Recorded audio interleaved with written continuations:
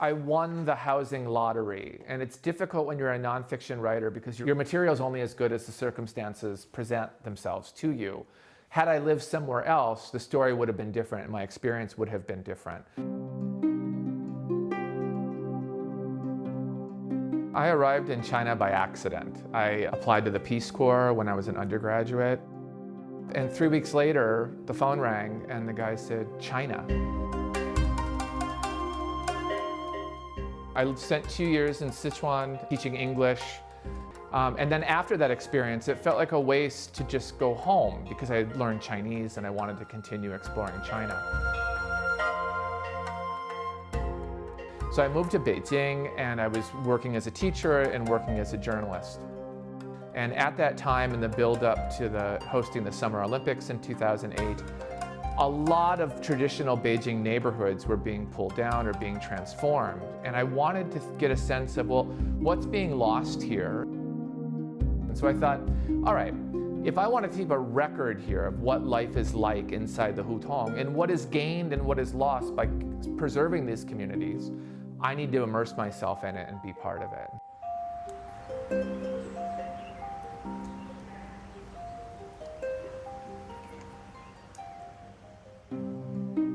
The first book I wrote is The Last Days of Old Beijing, Life in the Vanishing Backstreets of a City Transformed.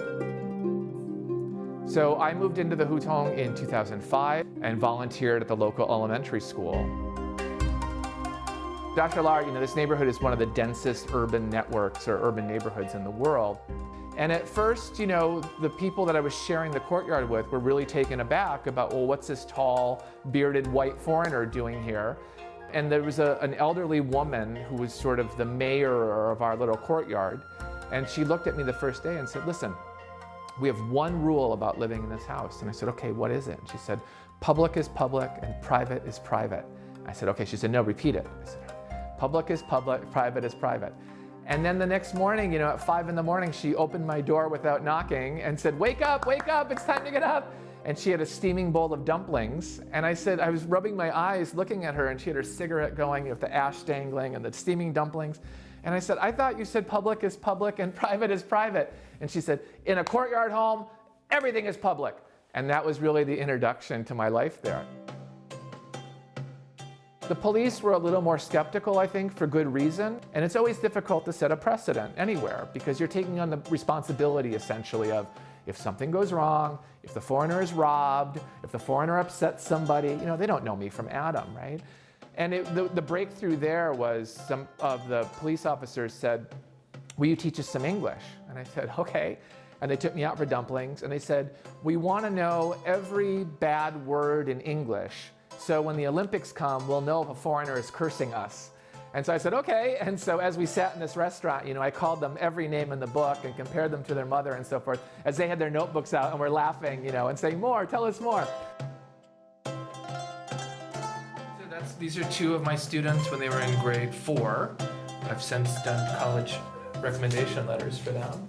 I was volunteering at the elementary school. I followed the same kids from grade 4 to grade 5 to grade 6. And they were always coming over to work on their homework or their parents were stopping by with things. So it was a very public life that felt a bit like urban camping. There wasn't running water, there wasn't a toilet, there wasn't heat. And yet, for all of those detriments of living in that home, there was such a great density of life and a real warmth with the neighbors. The mayor of our courtyard, the widow, was such an integral part of my life. She really became like my grandmother. And it surprised me, I thought I was writing a book about the preservation of tangible cultural heritage. But the book turned into something else as I was doing the research, and it became a book about intangible cultural heritage, this dense social network that forms within these Hutong communities. And in that courtyard, my neighbors became family to me. And when I think about what I miss about living there, I miss them.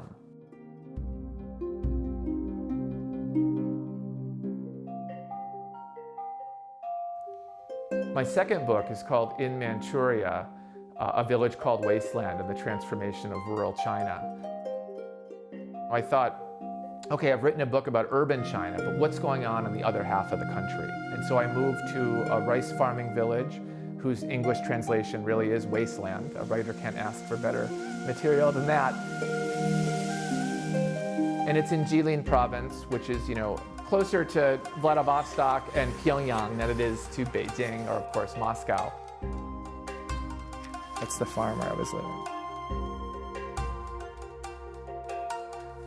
The third book I wrote is called The Road to Sleeping Dragon, Learning China from the Ground Up. It's a book of great intimacy as I come to know the country.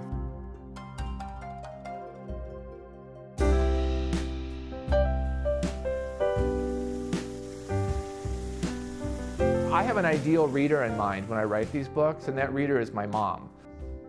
My mom is a construction business owner. She's never been to China. If I can make my mom care about the characters in these books, who are real people, then I'm succeeding. My experience in China made me a writer. It made me a better teacher. It made me much more patient. It made me much more aware of historical change and the pace of change that happens. It made me aware of what an incredibly diverse country it is. And I think it made me a better person, frankly.